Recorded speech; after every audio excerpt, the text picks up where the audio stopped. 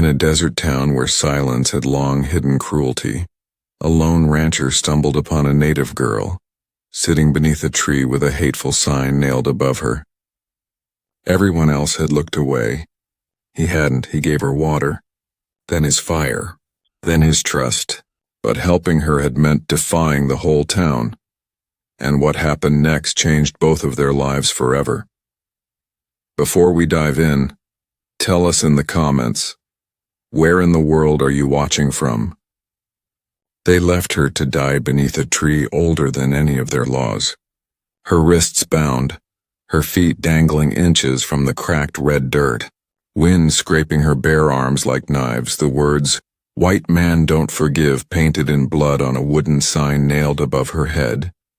And by the time the sun had risen twice, no one in the nearby town of Barlow Crossing even whispered about the girl hanging out by Devil's Bend, because silence was safer, especially when the sheriff's son was the one who'd tied the noose and the preacher's nephew held the rope taut while she screamed, not because she stole a horse, not because she killed a man, but because she had survived a raid and dared to walk into a saloon begging for help, speaking Apache in a voice hoarse with thirst, clutching her torn dress and a silver locket that did not belong to her.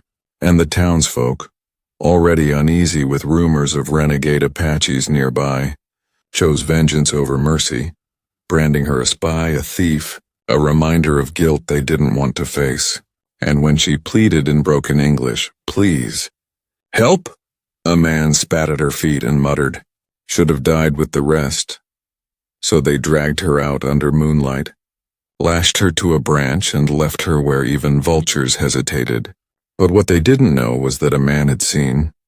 One man out beyond the basin, a solitary rancher named Eli McGraw who had no wife, no friends, and no business with anyone after the war had taken his brothers and the fever had taken his son. A man who spoke to no one but his horse and his ghosts. A man riding fence line when he saw something swaying in the wind that didn't belong to trees. And though he'd vowed never to interfere again after burying too many, something about the shape made him stop, draw his rifle, and squint through the heat haze until the brown skin and torn buckskin dress came into focus.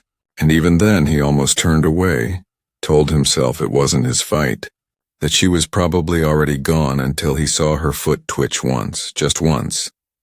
And that was enough to push him forward through sand and brush, the sun like a branding iron on his neck as he approached, heart thudding with that old battle rhythm he thought he'd forgotten. And when he reached the girl, her eyes were open barely, and she couldn't speak. But he saw the tear slide down her dirt-caked cheek, and that broke something in him that hadn't broken even when his boy died. So he cut the rope with his old skinning knife, caught her before she hit the ground and whispered, "You ain't gonna die today." Even as he felt her bones under her skin like dry twigs, and for 2 days he fed her broth and rainwater, while she burned with fever in the corner of his cabin, murmuring words in Apache and English and something else he didn't understand but recognized.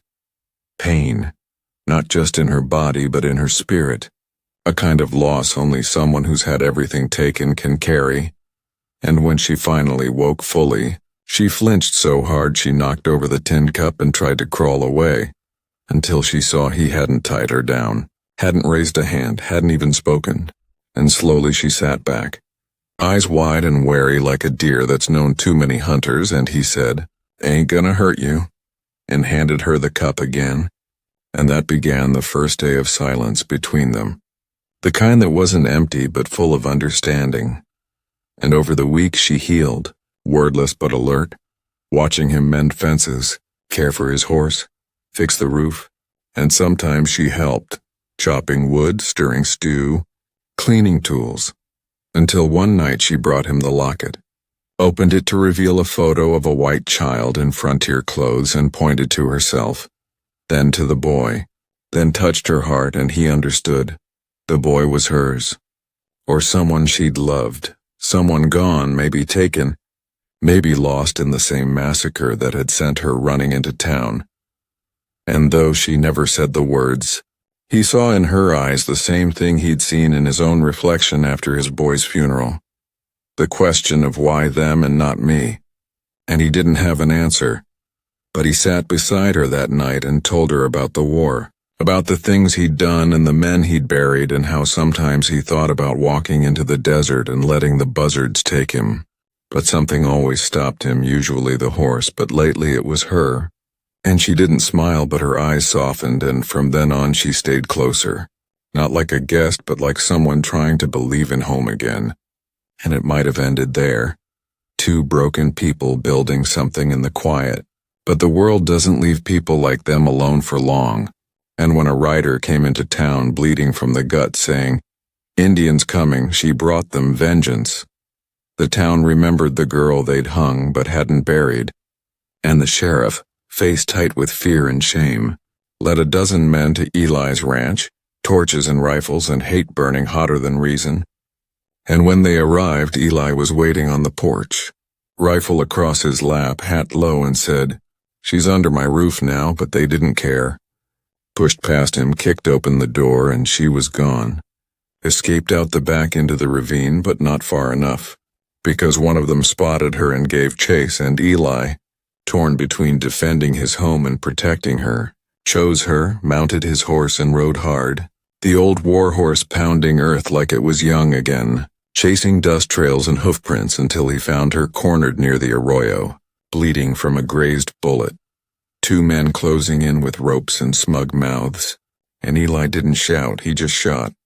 Clean and fast, one in the shoulder, one in the leg, enough to drop them screaming without killing, and then he lifted her onto his horse, rode them both into the canyons where only he and his brother used to ride as boys, hiding for 3 days while the posse searched and gave up. And when they returned to the ranch, it was burned to the ground, everything gone, everything except the land. And weeks later, when a trader passed through Tucson and spoke of a white man and a brown girl riding north with supplies and seed, and a dog trailing behind, no one paid much mind, but somewhere near the Bitterroot Range, in a valley no one claimed, a garden began to grow beside a small cabin with smoke in the chimney, and a wooden sign nailed to a tree that once held death now held life, carved in Apache script, "We begin again."